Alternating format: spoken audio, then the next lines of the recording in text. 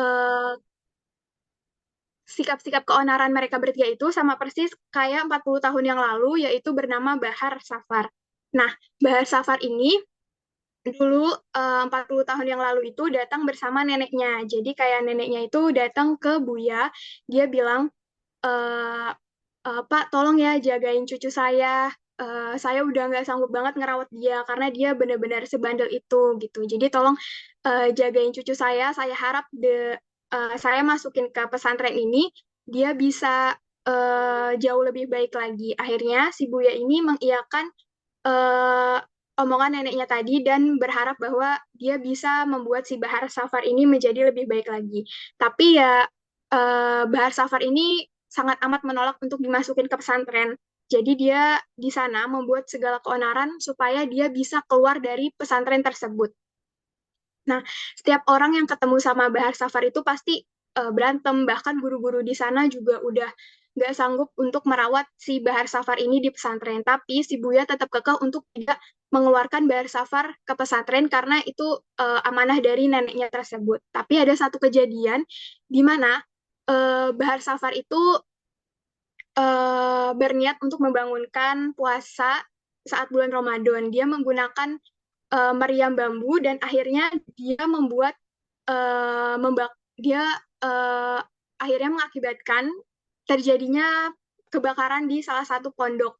Nah, mungkin itu salah satu kebenaran yang terbesar yang dilakukan Bar Safar ini. Nah, di pondok tersebut ada santri yang kakinya pincang dan akhirnya karena dia nggak bisa lari dari pondok tersebut, terbakarlah santri tersebut. Nah, dari situ Buya marah besar gitu. Dia udah bakar pondok dan dia juga membuat santri itu meninggal dunia gitu. Jadi dia udah bakar pondok dan dia tanpa sengaja membunuh orang lain. Akhirnya dari keonaran si Bahar Safar ini si Buya ini kayak ya udahlah lo pergi aja dari sini nggak apa-apa kalau itu yang lo mau daripada lo di pesantren tapi lo udah sampai membuat orang lain meninggal dunia tuh. Akhirnya si Bahar Safar ini eh, pergi dan merasa bebas dari pondok tersebut. Namun beberapa hari setelahnya si Buya ini bermimpi. Buya bermimpi kalau dia itu lagi di padang mahsyar. Nah, waktu di padang mahsyar, Buya itu menyaksikan setiap manusia membawa beban sesuai dengan amal perbuatan mereka. Ada yang pakai pedati tapi kudanya lemah di padang mahsyar, ada juga yang eh, tidak menggunakan alas kaki, jadi kakinya berdarah. Ada juga yang menggunakan alas kaki tapi tipis. Tapi ada satu orang yang menaiki kendaraan indah, melayang di udara, rodanya kemasan, dan mulai mendekati ke Buya. Di situ Buya bilang kayak, manusia beruntung apa yang bisa menaiki kendaraan tersebut? Siapakah gerangan pemilik kendaraan tersebut dan apa yang dia lakukan ketika di dunia sampai-sampai dia bisa menaiki kendaraan seindah itu tanpa perlu jalan, tanpa perlu kayak manusia-manusia biasanya dan ternyata yang dia lihat adalah sesosok Bahar Safar yang menaiki kendaraan tersebut. Di situ Buya bermimpi selama 3 hari. Kaget juga kan ya, maksudnya si Bahar Safar ini udah bakar pondok, udah membuat meninggal dunia, tapi tiba-tiba si Buya ini mimpi kalau dia itu naikin kendaraan indah yang melayang di udara gitu. Jadi kayak dia kepo nih setelah keluar dari pondok, emang apa yang si Bahar Safar lakukan sih sampai dia bisa seberuntung itu di akhirat tuh. Nah, akhirnya si 3 orang tadi, si Kahar, Hasan, dan Baso itu ditugaskan oleh Buya untuk mencari keberadaan si Bahar ini. Nah, pasti kan si Bahar ini kejadian 40 tahun yang lalu, pasti kan sekarang dia udah bapak-bapak kan, dan mereka bertiga berkelana diberikan bekal uang untuk pergi ke kota untuk mencari si keberadaan Bahar Safar ini. Kenapa sih si Bahar Safar ini, untuk mengungkap kenapa si Bahar Safar ini bisa menaiki kendaraan yang seindah itu. Padahal selama di pesantren, dia juga males-malesan dan membuat keonaran. Nah, pertama kali mereka bertiga ini pergi ke daerah kota. Nah, dia bertemu dengan Bos Acong. Jadi, karena Bahar Safar ini terkenal oleh kemabukan dan judi-judinya, mereka bertiga itu mencari tempat yang sepertinya bakal didatengin si Bahar Safar nih. Akhirnya mereka pergi ke tempat-tempat mabuk dan ke tempat-tempat judi. Dan bertemulah dengan Bos Acong, yaitu teman mabuk dan judinya si Bahar Safar ini. Nah, si Bahar Safar ini bekerja juga di tempat Bos Acong sebagai kuli panggul ataupun yang mencatat-catat pemasukan dan pengeluaran dari karung beras. Tapi ternyata si Bahar Safar ini nggak suka bekerja sama Bos Acong. Ada sisi kebaikan dari Bahar Safar, yaitu dia tidak suka melihat orang yang tertindas gitu. Karena si Bahar itu ngelihat si Bos Acong itu kaya raya, tapi dia tuh suka memberi hutang dengan bunga mencekik. Dia memukuli orang-orang jika utangnya menunggak, dan setiap toko-toko itu harus beli di warungnya Bos Acong, terus ditentukan dengan harga sepihak. Kalau toko tersebut menolak, dia akan diancam dan dipukuli. Akhirnya karena Bahar Safar ini nggak suka dengan kehidupan Bos Acong yang seperti itu, dia pindah pekerjaan yaitu menjadi pembersih selokan. Dari situ, mereka bertiga, si anak tiga pesantren ini, mencari keberadaan Bahar Safar lagi sampai akhirnya dia menemukan rumah tetangganya si Bahar. Nah, di sana dia ngobrol-ngobrol sama tetangganya yang pernah jadi tetangganya Bahar gitu. Nah, eh, kenapa sih akhirnya di sana dia ngobrol, ternyata eh, mereka bertiga kaget kalau ternyata Bahar Safar itu orang yang baik. Karena apa? Yang pertama, ada bayi tetangganya, itu dia menangis bayinya yang gak henti-henti, sedangkan orang tuanya tuh abis kena PHK.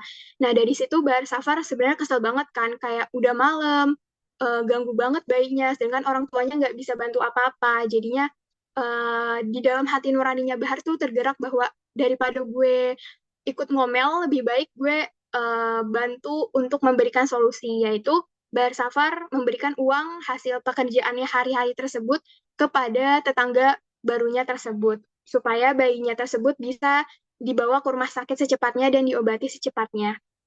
Yang kedua, membantu tetangganya karena rumahnya bocor. Nah, jadi tetangganya itu ada satu ibu-ibu, terus ibu-ibunya lagi hamil, dan satu anak yaitu masih SD. Nah, ibu-ibunya ini selalu bilang kayak, Dek, kamu jangan kayak Bahar Safar ya, gitu. Dia udah hari-hari dia tuh penuh dengan judi, penuh dengan mabuk-mabukan gitu. Kamu jangan sampai kayak dia karena masa depan dia ya udah jelas suram gitu. Kamu lihat aja setiap malam si Bahar Safar ini pasti mabuk-mabuk dan judi sama si Bos Acong itu gitu. Kamu jangan sampai kayak dia. Pokoknya setiap kali ibu-ibu ini ngeliat si Bahar Safar ini pasti langsung sinis, langsung judes. Tapi ketika ibu-ibu tersebut rumahnya bocor, hati nurani Bahar tuh tergerak lagi untuk daripada gue jahatin si ibu-ibu balik, lebih baik gue bantu ibu-ibu tersebut untuk rumahnya tidak bocor lagi. Akhirnya atap rumah dari ibu-ibu yang sini-sini si Bahar itu diganti sama atap rumahnya Bahar. Jadi di kala malam yang hujan deras itu, ibu-ibu tersebut bisa tidur dengan nyenyak bersama anak-anaknya, sedangkan Bahar tetap dikontrakannya dengan atap yang bocor tersebut karena dia ganti ke atap rumah ibu-ibu tersebut gitu. Baik banget ya. Terus yang ketiga, eh, jadi waktu itu ini kan orang tua dia PHK. Ada orang tua yang kena PHK yaitu Mas Puji. Nah, si Mas Puji itu karena PHK, akhirnya dia mau nggak mau kerja sama Bos Acong yang menindas tadi. Tapi sialnya Mas Puji itu mendapat musibah di mana supir dia jadi supir dan supirnya itu kecelakaan sehingga mengalami kerugian miliaran rupiah. Nah, akhirnya Bos Acong itu marah besar kepada si Mas Puji ini karena kerjanya nggak benar dan sudah merugikan miliaran rupiah uangnya si Bos Acong. Nah, karena sudah rugi miliaran rupiah dan dia juga nggak bisa ganti apa-apa, akhirnya si Mas Puji ini disuruh untuk membakar pasar induk oleh Bos Acong, di mana pasar induk tersebut isinya musuh-musuh si Bos Acong. Nah, di sana Mas Puji bakar pasar induk, setelah dibakar, ada orang yang melihat bahwa yang membakar itu si Mas Puji gitu kan. Jadi orang-orang mencari keberadaan Mas Puji, yaitu yang kakinya terkena paku. Tapi lagi-lagi Bahar Safar datang, dia bilang kalau udah gue aja yang menyerahkan diri ke polisi daripada lo yang menyerahkan diri. Karena apa? Karena lo masih punya istri, lo masih punya anak yang perlu lo gitu. Sedangkan gue di sini sendirian gitu. Toh kalau gue masuk penjara pun gak ada yang nyariin gue dan gak ada yang jenguk gue gitu. Um, sedangkan lo itu masih punya masa depan di anak-anak dan istri lo. Jadi daripada lo yang masuk penjara, gak apa-apa gue aja yang masuk penjara gitu. Mungkin secara nalar manusia di kehidupan sehari-hari kita agak susah ya nemuin orang kayak gitu karena ya mana ada sih yang mau ngegantiin buat masuk penjara, yang ada pasti kan akan diolok-olok oleh tetangganya. Tapi balik lagi, Bahar Safar dia mempunyai nurani yang baik kepada tetangga-tetangganya, yaitu yang tadi aku sebutkan. Lalu eh, habis itu, habis cerita dari tetangganya tersebut, si mereka bertiga berkenalan lagi mencari keberadaan atau mencari cerita tentang Bahar Safar, yaitu pergi ke penjara. Karena kan saat ini si Bahar Safar itu udah di penjara, dan akhirnya mereka bertemu sama petugas penjara. Dan si petugas penjara ini juga menceritakan tentang Bahar Safar lagi, di mana si Bahar Safar ini dia selalu melindungi yang lemah dan teraniaya saat di penjara. Jadi ketika ada napi yang disuruh-suruh, dia membela. Ketika ada napi yang diperas, dia membela. Apalagi saat menyaksikan napi yang berkelahi di depannya, dia seperti macan buas yang langsung lompat melibatkan dirinya. Padahal di situ penjaga penjara pun bingung, kenapa sih nih orang ikut campur banget sama urusan orang lain gitu kan. Toh yang disuruh-suruh mereka, kenapa lo ikut-ikutan buat bantu orang-orang yang disuruh atau ngebela orang-orang yang teraniaya tersebut, padahal kan itu bukan lo yang disuruh gitu. Jadi kayak eh, mereka semua bingung kenapa Bahar Safar bisa masuk penjara juga, dan padahal kan isi penjara itu ya pasti orang-orang perampok, korupsi, orang-orang yang melakukan kriminal, tapi dan hal-hal yang disuruh-suruh, diperas, ataupun berantem, itu kan pasti udah suatu tradisi atau pasti aktivitas kehidupan di penjara tuh akan seperti itu. Tapi tidak dengan Bahar Safar, dia ketika di penjara malah menjadi membantu napi-napi yang tidak sesuai dengan apa yang seharusnya gitu. Kayak misalkan eh, ada napi yang seharusnya dia piket, tapi dia nyuruh orang lain, dan Bahar Safar tuh bakal membela si napi tersebut. Padahal kayak itu tuh bukan urusan dia, tapi dia mau untuk terjun diri membantu orang-orang dan eh, ber beraktivitas sesuai dengan yang seharusnya di penjara tersebut. Dan waktu di penjara, pasti kalian juga tahu lah, pasti ada sogokan-sogokan. Dan supaya misalkan aku harusnya penjara 5 tahun, tapi ya karena aku nyogok, penjara aku jadi 2 tahun, tapi tidak dengan Bahar Safar. Nah, si Bahar Safar ini benar-benar menjalani penjara tanpa uang sedikit pun. Dia benar-benar menjalani kehidupan di penjara selama sesuai dengan usia atau sesuai dengan yang seharusnya dia di penjara, kayak misalkan 10 tahun, ya udah dia benar-benar menyelesaikan kehidupan di penjara itu selama 10 tahun tanpa ada sogokan atau suap apapun gitu. Lalu setelah itu, setelah selesai dari penjara, Bahar Safar pergi lagi ke kota untuk em, memulai kehidupan barunya. Nah, mereka bertiga pun akhirnya pergi ke kota untuk mencari tahu tentang keberadaan si Bahar Safar lagi. Nah, dari ilmu-ilmu yang ada yang didapatkan Bahar Safar dari penjara, yaitu salah satunya reparasi tentang elektronik, cara benerin elektronik. Akhirnya Bahar Safar ini membuka toko reparasi elektronik. Nah, kalian tahu nggak sih harga barang-barang atau harga jasa Bahar Safar yang ditawarkan, yaitu ketika mengganti kabel, menyambung kabel, menambal, menyolder, membersihkan, merapikan itu gratis gitu. Jadi kalau kipas kalian rusak, terus kalian pergi ke tokonya Bahar Safar, ternyata ada kabel yang rusak, itu kalian nggak bayar. Itu Bahar Safar tuh benar-benar memberikan kalian gratis gitu. Dia nggak mau mengambil sepeser uang pun dari jasa yang dia punya gitu. Padahal kan sebenarnya mengganti kabel, menyambung kabel, nyolder kabel itu kan termasuk jasa juga ya. Tapi si Bahar Safar tuh nggak mau gitu. Dia benar-benar hanya mau diberikan uang ketika ada pergantian suku cadang aja gitu. Kalau kita lihat di keadaan kehidupan kita yang sekarang gitu pasti kayak banyak banget orang-orang yang nggak jujur, banyak banget orang-orang yang ngerasa kayak sebenarnya ini cuma ganti kabel kok gitu, tapi kayak dilebih-lebihin seolah-olah kerusakannya itu cukup fatal gitu. Nah, sedangkan Bahar Safar tuh benar-benar dia eh, meng- me- menerapkan ilmu-ilmu yang dia punya itu secara baik dan secara gratis kepada orang-orang. Nah, ada suatu quotes dari Bahar Safar yaitu dia merasa bahwa ilmu itu gratis. Apakah kau pernah diminta bayaran oleh Tuhan saat kau memperhatikan sekitar? Itu. Jadi uh, hal itu diterapkan Bahar Safar di kehidupan dia sehari-hari. Bahkan jasa-jasa yang kehidupan sehari-hari dia ketika benerin elektronik pun dia dapat keuntungannya tuh kecil. Padahal toko elektroniknya tuh selalu rame, tapi untungnya dia kecil karena dia benar-benar memberikan atau memperbaiki barang elektronik tersebut secara gratis. Tuh. Nah, habis dari toko elektronik, dia eh, bertemu dengan cinta pertamanya dia, yaitu Delima. Nah, Delima itu cinta pertamanya Bahar. Dia menyukai Bahar, walaupun Delima dan Bahar ini berbeda berbeda apa ya, berbeda. Kalau dia kan berbeda etnis gitulah, dia Chinese sedangkan Bahar biasa, tapi Bahar itu tetap mengusahakan apapun yang bisa dia lakukan untuk mendapatkan cintanya Delima.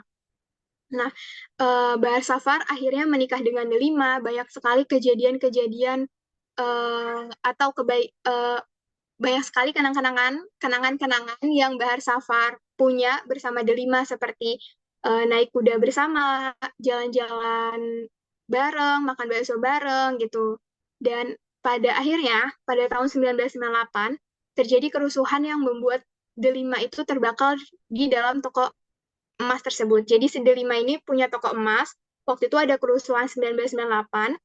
Si Delima ini masuk ke toko emas tersebut untuk membantu pegawainya keluar dari toko emas. Tapi karena nggak keburu, akhirnya toko emas tersebut dibakar oleh para pendemo dan akhirnya si Delima ini terbakar di dalam toko emas tersebut. Nah, karena dari situ si Delima meninggal dan Bahar mendapati bahwa istrinya meninggal dalam keadaan yang gosong. Di situ Bahar benar-benar terpuruk banget karena dia baru banget nih mendapatkan baru banget keluar penjara, toko elektroniknya lagi laris-larisnya, terus dia baru juga dapetin cinta pertamanya dia baru benar-benar bahagia, tapi dia harus mengalami kejadian yang tidak diduga-duga, yaitu melihat istrinya terbakar. Akhirnya dari situ Bahar mencari cara bagaimana caranya supaya gue itu bisa melupakan kejadian-kejadian buruk atau nggak ada di otak gue tuh nggak ada tentang si D5 ini kebakar gitu ataupun kejadian-kejadian buruk tentang D5 lagi gitu. Akhirnya dia mencari pekerjaan yang pekerjaannya itu berat yang pokoknya kalau gue kerja, abis itu gue tidur, gue kerja, abis itu gue tidur karena gue tidurnya tuh kecapean. Jadi biar dia tuh nggak memikirin delima tersebut. Akhirnya dia memutuskan untuk menjadi penambang emas di sebuah tambang di daerah Kalimantan. Nah, akhirnya mereka bertiga pergilah tuh ke Kalimantan lagi untuk mencari cerita tentang si Bahar Safar. Nah, eh, si Bahar Safar ini selalu bekerja tanpa henti demi melupakan delima. Jadi misalkan pekerjaan tambang emas itu shift-shiftan gitu kan, tapi dia benar-benar yang kerjanya tuh 15 jam, abis itu karena dia capek dia tidur, terus abis itu pas dia melek dia langsung kerja lagi. Jadi kayak kerja tidur supaya nggak inget tentang kenangan-kenangan dia bersama Delima. Nah, karena dia bekerja keras, bekerja secara terus-menerus, akhirnya keberuntungan-keberuntungan selalu datang pada dia. Nah, Safar selalu beruntung dalam pekerjaannya, yaitu dia selalu mendapatkan sebongkah emas yang besar-besar gitu. Akhirnya dia menjadi penambang terbaik di daerah tersebut karena dia benar-benar selalu mendapatkan keberuntungan di selalu mendapatkan keberuntungan tentang uh, bongkahan emas tersebut yang membuat uh, perusahaan mereka tuh bergerak secara baik dan drastis pendapatannya. Tapi Bahar Safar itu akan-akan kayak merasa bahwa Tuhan itu lagi mengolok-olok dirinya gitu. Kayak misalkan kenapa sih Tuhan itu habis memberikan kejadian buruk kepada gue dengan gue melihat istri gue meninggal dalam keadaan yang tidak gue pengenin, tapi di sisi lain Tuhan eh, memberikan gue banyak keberuntungan di pekerjaan gue gitu. Dia merasa bahwa Tuhan tuh sedang mengolok dirinya. Dan saat kejadian si Delima ini meninggal, dari situ Bahar kayak eh, marah sama Tuhan gitu. Dia marah karena dan dia kecewa sama Tuhan dia sendiri. Tapi ada temannya Bahar yang menyadarkan dia bahwa sebenarnya itu Tuhan bukan lagi ngolok-ngolok dirinya, tapi Tuhan lagi menunjukkan kebaikannya gitu. Daripada lo mikirin tentang Delima yang kebakar, lebih baik lo memikirkan tentang betapa cantiknya Delima waktu menikah sama lo. Bahkan anugerah terbesar yang Tuhan kasih ke lo tuh adalah menikah dengan delima gitu. Jadi daripada mikirin yang buruk-buruk, lebih baik mengganti sudut pandang yang berbeda gitu, yaitu bahwa hidup lo yang indah adalah lo bisa menikah dengan delima dan lo menjadi penambang emas terbaik di Kalimantan. Nah, dari situ tambang emas tersebut mengalami gempa bumi dan akhirnya si Bahar Safar ini pindah lagi nih pekerjaannya menjadi membuat eh menjadi membuat rumah masakan Padang, warung masakan Padang gitu dan dia chefnya. Nah, dia belajar memasak rendang itu waktu dia di penjara.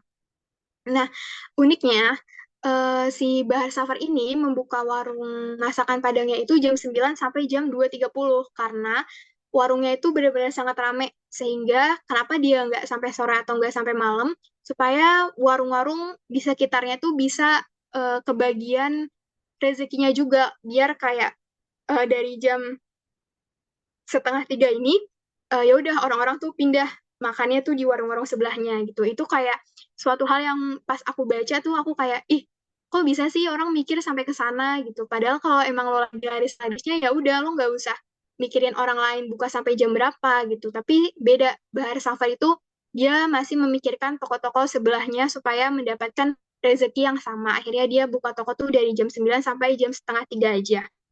Nah, uniknya di warung Bahar Safar ini para pedagang, peminta-minta, pengamen itu yang datang ke dia nggak bisa memberikan uang, tapi dia sajikan dengan masakan Padang yang dibuatnya. Jadi misalkan ada peminta-minta yang datang nih ke warung Bahar Safar pasti selalu bilang, saya tidak punya uang, tetapi saya punya masakan. Kalau mau, kamu makan aja di warung makan saya. Di situ peminta-minta tersebut hatinya terenyuh karena dia merasa bahwa dia hanya meminta-minta tapi disajikan makanan sebanyak itu seolah-olah dia tamu istimewa. Tuh. Dan ada juga dua orang perempuan, dia datang ke tempat masakan Bahar Safar. Dia bilang dua orang perempuan tersebut bilang kalau dia itu harus menafkahi 18 anak yatim piatu di suatu yayasan. Karena tidak punya uang, akhirnya Bahar Safar setiap hari mengirimkan masakan Padang tersebut ke tempat yayasan tersebut ke 18 anak yatim itu setiap hari gitu secara gratis. Jadi kayak pedagang, peminta-minta, pengamen dan kegiatan sehari-harinya Bahar yaitu memberikan 18 anak yatim makanan itu benar-benar secara gratis. Mungkin kita kalau datang ke warung Bahar Safar juga disajikan dengan gratis kali ya teman-teman. Tuh. Dan karena dia selalu sedekah, selalu memberi apapun dari apapun dari masakan-masakan warungnya tersebut. bah eh, Sepekerja keras apapun si Bahar Safar ini, ternyata tabungan Bahar Safar tuh nol, karena semakin laris masakannya, besoknya dia akan memasak lebih banyak lagi dan membagikan dengan gratis gitu. Jadi kayak eh, hari ini warung gue eh, banyak nih laku, ya udah gue besok akan lebih banyak lagi membuat masakan dan lebih banyak gue bersedekah ke orang-orang gitu. Jadi gak adalah tabungan-tabungan ke dia itu. Jadi tabungan dia tuh benar-benar nol, tapi dia nabung untuk mimpinya dia, yaitu berangkat haji. Dia sisihkan uang 10.000 rupiah hanya untuk berangkat haji, sisanya dia benar-benar sedekahkan semuanya.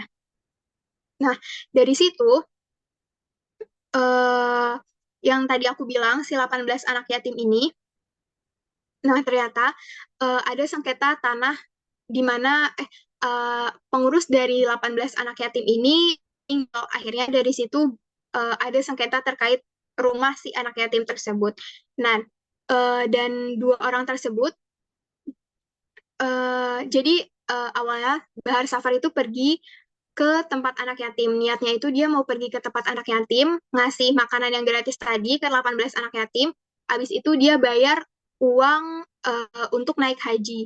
Nah, jadi saat dia ke rumah anak yatim ini, dia udah seneng banget nih, kayak habis dari rumah anak yatim, gue bisa bayar uang haji gue gitu. Tapi ternyata pas dia sampai sana, dua orang perempuan yang mengurusi rumah anak yatim ini nangis-nangis kalau ternyata rumahnya itu eh, akan disewakan. Jadi kayak anak yatim itu nggak gratis lagi tinggal di sana. Akhirnya Bahar Safar ini ikut bingung juga dan ikut marah kepada si pemilik rumah anak yatim ini, kenapa sih harus disewain gitu. Dan akhirnya tanpa berpikir panjang, eh, dia bingung nih mau ngasih uang buat sewa anak yatim selama 6 bulan. Jadi dikasih waktu 6 bulan oleh pemilik rumah ini untuk nyewain rumah tersebut, atau dia bayar untuk naik haji dengan uang yang telah dikumpulkannya selama 7 tahun. Jadi kayak dia ada kemungkinan di mana dia menyewa rumah untuk anak yatim selama 6 bulan, atau gue milih eh, bayarin uang yang udah gue kumpulin selama 7 tahun. Nah, menurut teman-teman dia bakal pilih yang mana nih? Pilih yang ini atau dia bakal pilih yang ini?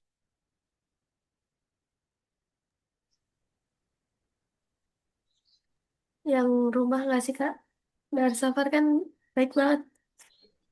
Kalau yang lain, tapi kan masalahnya dia udah ngumpulin duit tuh selama 7 tahun loh. 7 tahun tuh nggak lama. 10.000, 10.000, 10.000 itu capek banget. Kalau menurut aku, eh ya yang mana nih? Jadi milih yang dia milih yang yatim. Bener Naila. Jadi kayak kalau gue jadi Barsafar, gue kayak iya udah itu kan urusan lu gitu loh. Kayak kalau gue ya kayak ya udahlah, gue mau naik haji dulu, gue udah ngumpulin uang dari gue capek-capek jadi penambang emas, gue nggak tidur, dan saatnya gue bayar buat mimpi gue naik haji. Tapi ternyata ada sisi lain di mana gue harus bantu orang lain. Akhirnya uang miliaran itu, gak tahu ya miliaran atau ratusan juta, aku lupa, mungkin sekitar, mungkin ya kita anggap kayak 500 juta itu langsung gue kasih ke rumah anak yatim selama 6 bulan, supaya anak-anak yatim ini tidur dengan baik dulu. Jadi kayak gue udah gak ada kemungkinan untuk naik haji lagi, karena gue uangnya udah gue serahin semua ke dia gitu.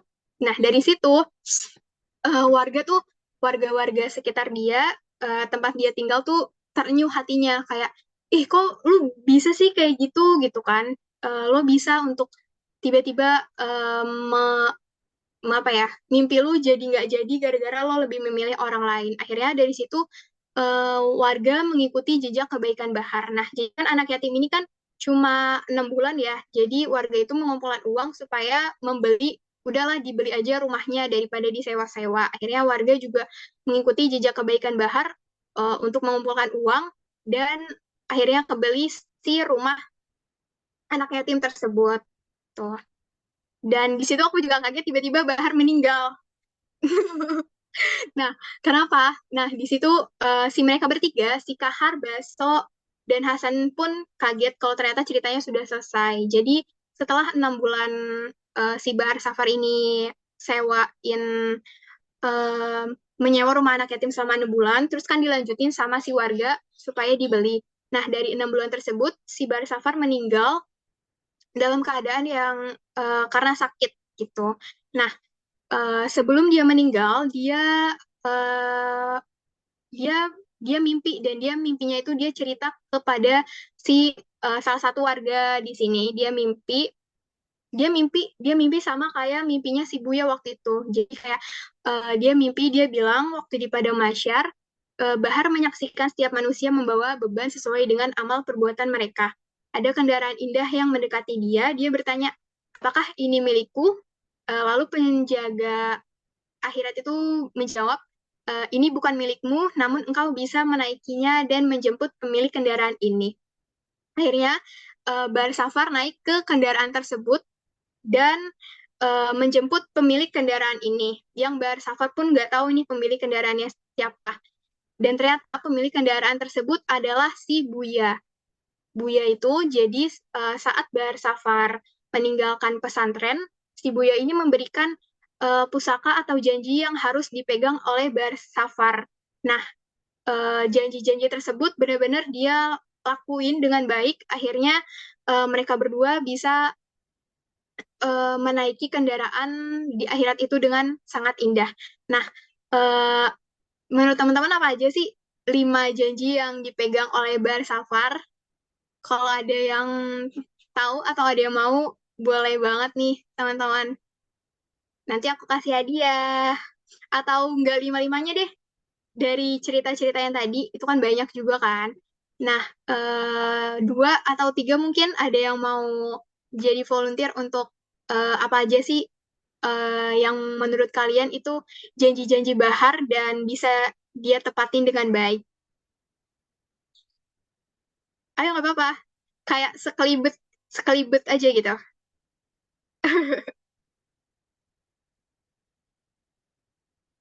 Ayo apa nih?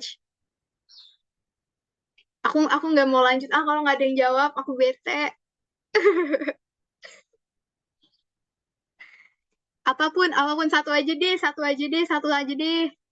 Ayo satu aja. Mengambil yang bukan haknya, Kak. Aku dulu kan, Ay. Aku. Oke, Mengambil yang bukan haknya, Kak Dela.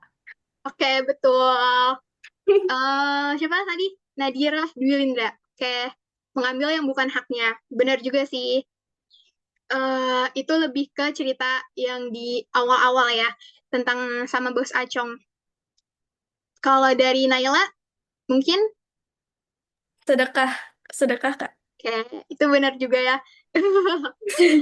Aku pas baca bukunya juga kaget kayak, ih dia baik banget gitu. Maksudnya dia benar-benar hidupnya tuh dipenuhi dengan sedekah, sedekah, sedekah gitu. Kayak bahkan pekerjaannya dia juga sebagai kayak misalkan kalau gue nggak tahu kan kalian gimana. Kalau gue punya toko reparasi elektronik aja, terus kalian datang ke gue bilang kalau ini kabelnya kabelnya rusak. Nah, tapi kalau kalau gue kan pasti kayak oh ya udah 5.000, tapi tidak dengan bayar Safar. Dia benar-benar yang ya gratis, soalnya gue nggak ngeluarin uang juga, gue cuma ngeluarin tenaga gue gitu. Nah, ada lagi yang mau? Aku mau nyoba, Kak. Kayak boleh, Rafli Aditya. Apa ya? Janji janji pada cinta sejatinya kali ya, Kak ya? Hmm, Atau gimana? ya, boleh itu juga masuk sih. Bahkan kalian tahu saat jadi rumah makan Padang yang Bahar Safar miliki itu dinamain rumah makan Padang Delima. Saking dia cintanya dan sesetia itu sama Delima. Dia bahkan nggak menikah lagi, tapi dia benar-benar ya udah cinta gue tuh cuma buat Delima sampai gue meninggal gitu. Dan mana ya share screen. Dan ternyata si Bahar Safar ini memegang 5 janji, yaitu eh yang pertama, selalu hormati dan bantu tetangga. Nah, ini yang pertama kali aku ceritaan di sini, yang dia tuh rela rela loh dia masuk penjara. Ih, mana ada tetangga kayak gitu kan? ya ampun, mana ada, aku juga bingung sih, mana ada tetangga yang mau gitu loh masuk, gantiin orang masuk penjara, itu kan nggak ada, maksudnya kayak, ya susah lah dicari gitu kan. Terus kayak dia ngasih tetangganya uang karena bayinya sakit gitu. Sedangkan ada juga tetangga-tetangga yang ketika tetangganya berisik tuh malah marah-marah, tapi tidak, dengan Barsafar dia memberikan solusi. Terus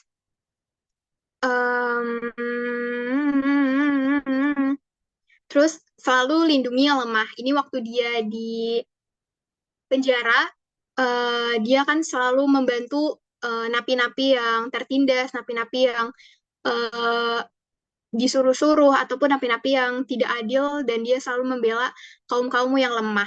Yang ketiga, senantiasa jujur dan tidak mencuri. Nah, itu bisa dilihat di sini. Dia selalu jujur atas pekerjaannya dia. Contohnya menyambung kabel, menambal, menyolder. Kalau memang pekerjaan dia hanya itu, ya udah dia akan free gitu. Sedangkan kalau di kehidupan kita sehari-hari tuh mungkin ada beberapa orang yang eh, ya udah, gue gue cuma nyolder sih, tapi udahlah gue bilang aja kalau ini tuh kerusakannya berat supaya gue dapat eh, uang yang lebih banyak gitu. Tapi tidak dengan bersafar, dia benar-benar bekerja dengan gratis karena dia merasa bahwa ilmu yang dia punya itu ya dari Tuhan datangnya. Terus bersabar atas ujian apapun. Ini yang waktu Delima meninggal, dia benar-benar sabar dan tekun. Dia benar-benar sabar atas apapun ujian yang dia punya sampai dia bekerja keras dan menjadi penambang terbaik di Kalimantan. Terus yang terakhir yaitu bersedekah, yang tadi diceritakan, eh, rumah makan Padang dia tuh benar-benar dia nggak punya tabungan apapun karena keuntungan yang dia dapat itu dia sedekahkan ke orang-orang yang membutuhkan gitu. Aku juga bingung ya, mungkin maksudnya ada nggak sih, maksudnya sekarang tuh ada nggak sih yang kayak dia gitu loh. Ada nggak sih yang gue capek-capek kerja tapi tabungan gue tuh nol, kayak kayak ih gimana ya, kayak kalau aku sendiri sih susah ya gitu.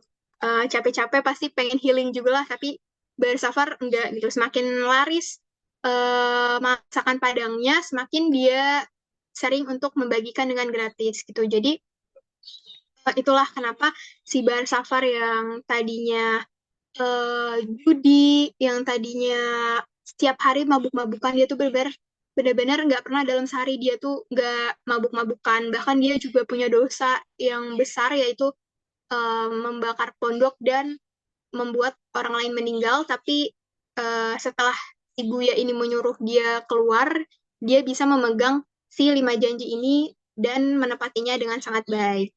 Tuh. Itu sharing-sharing dari aku. Dari teman-teman ada yang mau nanya nggak? Yuk, tanya apapun. Kayak gini tuh serius. Ada tak? Eh, dari teman-teman ada yang mau nanya? Hmm, Arya mungkin. Aku panggilin satu-satu nih. Nggak. Tahu tadi siapa ya namanya? Rafli, Naila, sama siapa ya tadi? Nggak ada ya orangnya. Nadira Kak, Nadira. Nadira, Kak. Oh ya, oke. Rafli, Naila, dan Nadira. Nanti aku kasih hadiah ya ke kalian. Oke. Sama aku ada lagi, mungkin kuis-kuisan aja kecil-kecil. Boleh nggak sih dari tiga orang tiga orang di luar itu ya yang bisa jawab. Boleh dong sebutin tokoh-tokoh dari cerita tersebut tuh siapa aja? Ada yang mau coba? Ada yang mau coba? Ada yang mau coba? Tidak boleh.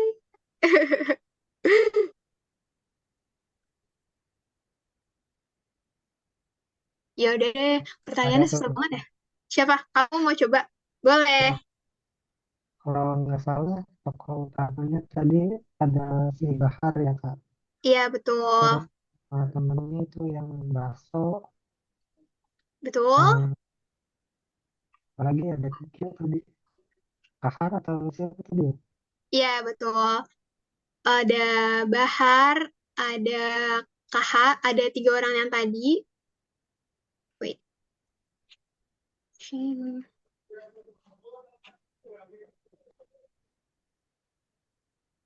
Mana ya? Mana sih? Ada Bahar, dan ketiga teman pesantrennya itu Kahar, Hasan, dan Baso. Ada juga Buya, dan ada juga Bos Acong dan eh, tetangga-tetangga lainnya. Oh. Hmm, apalagi ya? Abis ini apa sih? Abis ini apa sih? Tanya jawab ya? Tanya jawab, ada yang mau nanya, teman-teman? Aku mau apa ya kayak bukan pertanyaan sih, cuma kayak kalau menurut Kak Dela bisa nggak sih kita ikutin 100% sifat si Bahar ini gitu? Karena kan dia baik banget ya Kak, kayak walaupun tabungannya tuh nol tapi masih membantu orang gitu. Kayak sulit banget gitu ngikutin Iya, si Bahar ini. eh, itulah kalau kalian mau naik kendaraan emas seperti Bahar ya harus kayak gitu. Kalau menurut aku bisa nggak ya? Eh, itu lebih ke menurut kalian diri kalian bisa nggak kayak gitu? Kalau aku jujur aku enggak ya, maaf banget. Tapi kalau untuk membantu tetangga atau mendas itu aku masih bisa. Tapi kalau sedekah bisa bisa tapi kayak aku nggak sisihin sampai tabunganku nol. Pasti kayak aku sisihin untuk hiburan-hiburan di dunia aku yang pastinya bermanfaat gitu.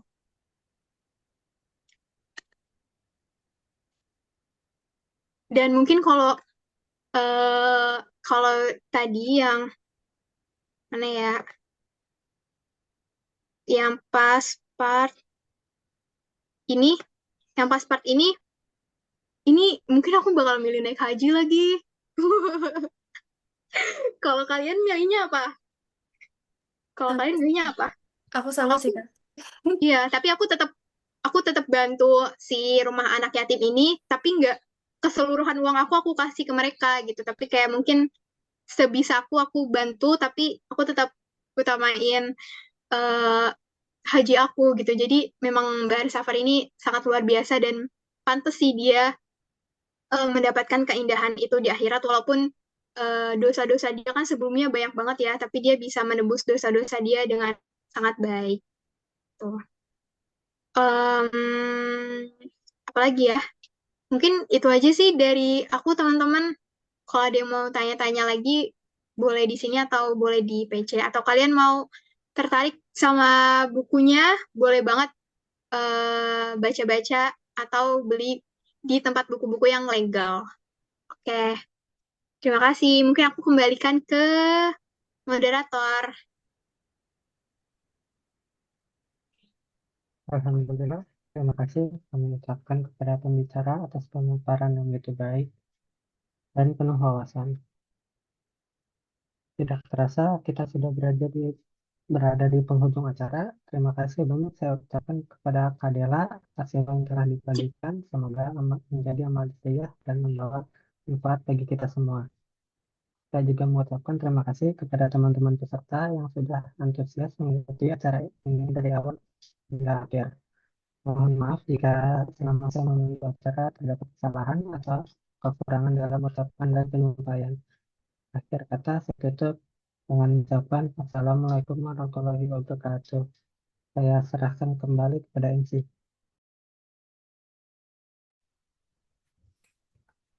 Oke, baik. Terima kasih kepada moderator atas pemanduannya yang luar biasa, serta kepada narasumber kita, Kadera Cynthia Dewi Eskom, atas ilmu dan waktu yang diberikan kepada kita semua. Selanjutnya, sebagai apresiasi dari BSO Arisalah atas kontribusi kakak dalam kegiatan pada hari ini, izinkan kami menyerahkan sertifikat penghargaan secara simbolis kepada Kadera Cynthia Dewi.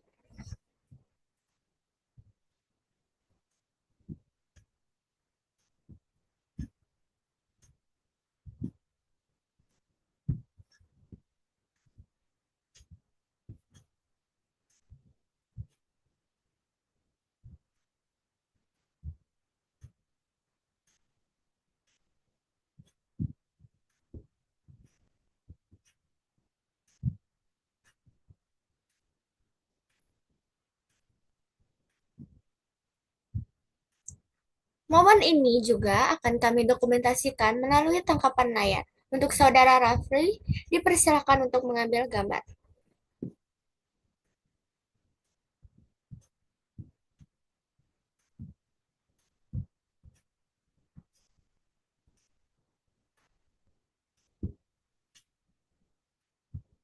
Ya, baik, saya akan ambil dokumentasi untuk penyerahan sertifikat.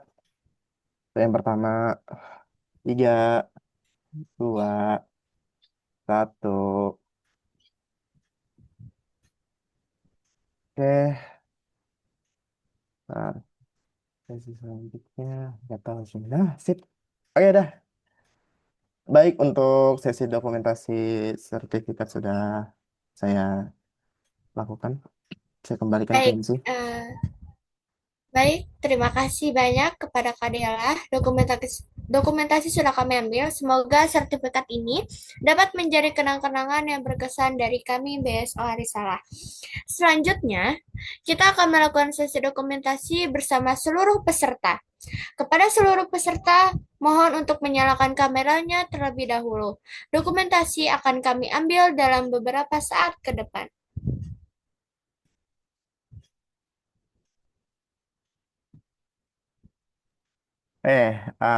Saya ambil alih lagi ya untuk dokumentasinya. Tunjukkan pose terbaik kalian, guys. Dokumentasi akan saya ambil dalam 3, 2, 1. Oke, sekali lagi. Apa? Sekali lagi ya. Dalam 3, 2, 1. Oke, mantap. Sudah saya ambil dokumentasinya. Boleh MC, saya kembalikan lagi kepada MC. Oke, baik. Terima kasih kepada teman-teman semuanya. Baik, dokumentasi telah kita lakukan. Sebelum kita memasuki sesi penutup, mari kita dengarkan terlebih dahulu closing statement dari narasumber kita, Kadela Cynthia Dewi Eskom. Kami persilakan untuk menyampaikan closing statement-nya. Oke. Sebelum closing statement, mungkin ada yang mau nanya tadi. Ahmad Rama, boleh nih nanya Boleh dulu ya. banget, iya boleh, silahkan. Oke, Nggak apa-apa nih. Sorry nih jadi nambah durasi ya teman-teman. Sorry. nggak apa-apa. Oke, Aman selamat aja. siang. Terima kasih nih kesempatannya. Kenalin Rama. Jadi pertanyaannya sih, kalau saya sih salah satu nilai yang bisa diambil itu tadi it's not always about money gitu. Jadi kan kalau di timeline saya sekarang mungkin cara berpikirnya agak materialistis banget ya, apa-apa duit, apa-apa duit. Tapi ada orang-orang yang mendedikasikan usaha mereka tuh bukan cuma untuk uang aja. Mungkin pertanyaannya sih bagaimana menyeimbangkan apa ya drive kita untuk mencari sesuatu yang materialistik seperti uang dan lain-lain, tapi bagaimana menyeimbangkan hal tersebut dengan empati kita. Jadi jangan sampai drive kita untuk bekerja dan lain-lain itu mematikan apa ya, mungkin sisi nurani kita gitu. Mungkin pertanyaannya itu sih. Tadi pertanyaannya apa? Depannya bagaimana?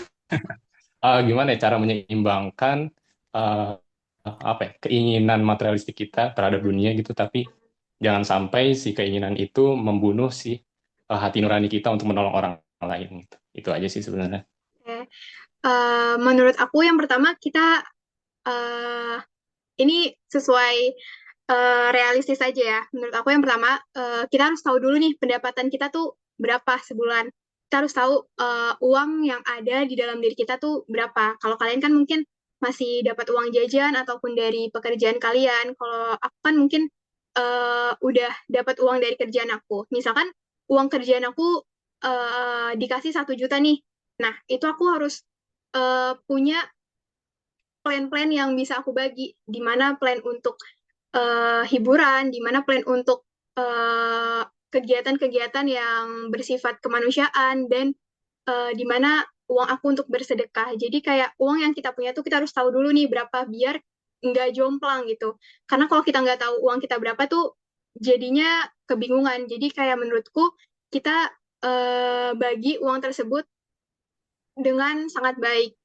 Mungkin kalau sedekah tuh berapa ya di Islam? Kayaknya mungkin 30%-nya. Misalkan kita bagi uang kita untuk sedekah eh, dari 1 juta itu 300.000. Sisanya mungkin kalian ikut kegiatan-kegiatan kemanusiaan kayak volunteer dan itu kan jatuhnya kalian sedekah lagi. Tapi di sisi lain kalau kalian ikut volunteer kan kalian kayak sedekah dan juga untuk dunianya ada dan juga untuk akhiratnya ada. Dan di situ juga kan kalian ada sisa uang yang untuk mencukupi kehidupan diri kalian sendiri, untuk makan, untuk eh, beli-beli baju, beli-beli perabotan yang lain. Jadi kayak eh, lebih ke pintar-pintar untuk membagi semuanya sih.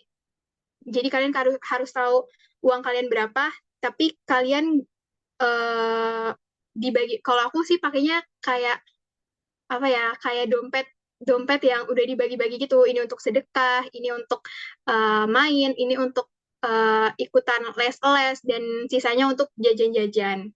Kayak gitu sih, Ahmad Ramah. Oke, oke. Aman, Kak. Paham, Kak. Terus sangat praktikal juga. Oke. Oke, Udah terjawab sih. siap. Terima Em, kasih, Kak. Iya, sama-sama. Closing statement aku apa ya? Mungkin aku lebih ke makasih banyak banget ya teman-teman udah udah ngundang aku jadi narasumber di sini dan kalian keren banget ini. Ini hari Minggu ngapain siang-siang bikin Zoom meeting? Harusnya kan kalian main gitu ya sama teman-teman, tapi kalian meluangkan waktu untuk Zoom meeting siang-siang panas-panas kayak hari Minggu weekend ini belajar, masih mencari ilmu. Aku berharap banget kita semua benar-benar bisa, mungkin kita nggak akan 100% jadi kayak Bahar, tapi kita eh, sosok Bahar ini semoga bisa jadi inspirasi kita semua. Dan aku minta maaf banget kalau penyampaian cerita aku kurang apa ya, agak boring sih kayaknya ya, agak boring dan karena aku baru bikin PPT tadi malam juga, ya aku minta maaf banget kalau banyak kurangnya, banyak salahnya, tapi aku sangat berharap bahwa apa yang aku sampaikan eh, bisa nyampe banget ke kalian, kebaikan-kebaikan Bahar dari dia selalu jujur. eh Berarti kan kalau selalu jujur kalian nggak boleh nyontek kan kalau di perkuliahan gitu.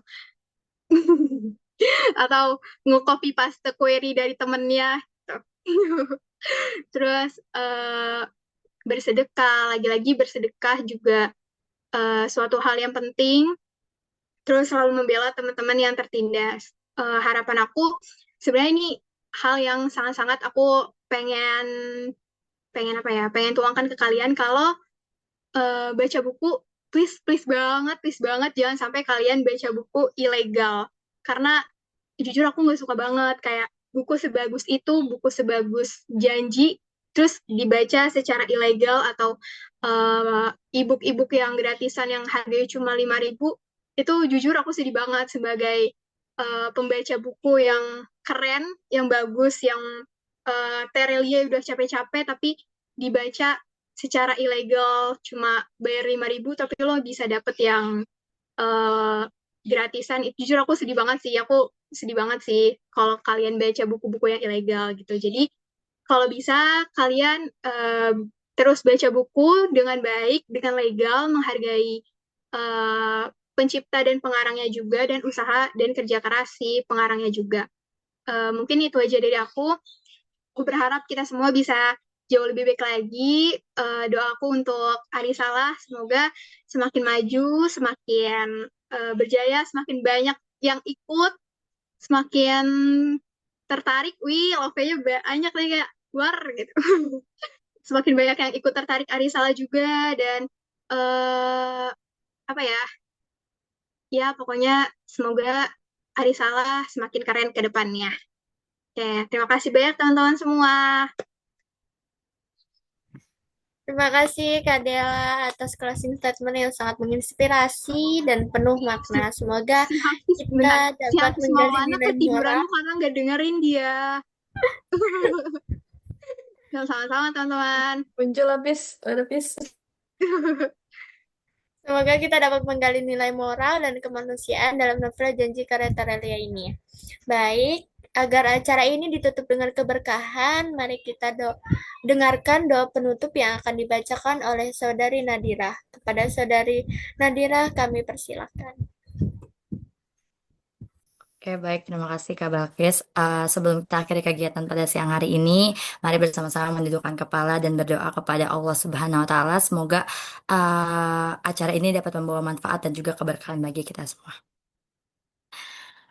أعوذ بالله من الشيطان الرجيم بسم الله الرحمن الرحيم يا ربنا اعترفنا بأننا اعترفنا وأننا أشرفنا على لظى أشرفنا فتب علينا توبة تفصيل لكل هوبة واستر لنا العورات وآمن الروعات واغفر لوالدينا ربي ومولودينا والآل والإخوان وسائر الهلان وكل ذي محبة أو جرات أو صحبة والمسلمين أجمع آمين يا ربي اسمع فضلا وجودا منا لا باكتساب منا بالمصطفى الرسول نزى بكل سحل بالمصطفى الرسول نزى بكل سحل بالمصطفى الرسول نزى بكل سحل صلى وسلم ربي عليه أدى الحبي وآله وصحبي أداد طش الصحبي والحمد لله في البدء والتناهي سبحانك اللهم وبحمدك أشهد أن لا إله إلا أنت أستغفرك وأتوب إليك سبحانك اللهم وبحمدك أشهد أن لا إله إلا أنت أستغفرك وأتوب إليك سبحانك اللهم وبحمدك أشهد أن لا إله إلا أنت أستغفرك وأتوب إليك الفاتحة بسم الله الرحمن الرحيم الحمد لله رب العالمين الرحمن الرحيم مالك يوم الدين إياك نعبد وإياك نستعين اهدنا الصراط المستقيم صراط الذين أنعمت عليهم غير المغضوب عليهم waladdallin. Amin amin ya rabbal alamin. Terima kasih, saya kembalikan kepada MC. Amin ya Rabbal Alamin. Terima kasih kepada Nadira atas pembacaan doanya. Alhamdulillah, rangkaian kegiatan bedah buku Janji dengan tema menggali nilai moral dan kemanusiaan dalam novel Janji telah selesai kita laksanakan. Kami ucapkan terima kasih kepada sebesar-besarnya kepada narasumber kita, Kadela Cynthia Dewi Eskom, serta seluruh peserta yang telah mengikuti kegiatan ini dari awal hingga akhir. Sebelum meninggalkan Zoom, mohon kesediaannya untuk mengisi link presensi sebagai bukti kehadiran. Link presensi dapat diakses melalui kolom chat Zoom yang telah kami bagikan. Semoga kegiatan ini membawa manfaat dan menambah wawasan kita semua. Saya, Balkis, selaku MC pada acara bedah buku hari ini, mohon maaf apabila terdapat kekurangan dalam memandu acara pada hari ini. Sampai jumpa di kegiatan-kegiatan berikutnya dari BSA Arisalah. Saya pamit undur diri. Wassalamualaikum warahmatullahi wabarakatuh. Waalaikumsalam warahmatullahi wabarakatuh. Terima kasih teman-teman. Aku izin live ya. Terima kasih Semoga Kak kita Dela. Terima kasih, Kak ketemu Dela. lagi nanti. Oke.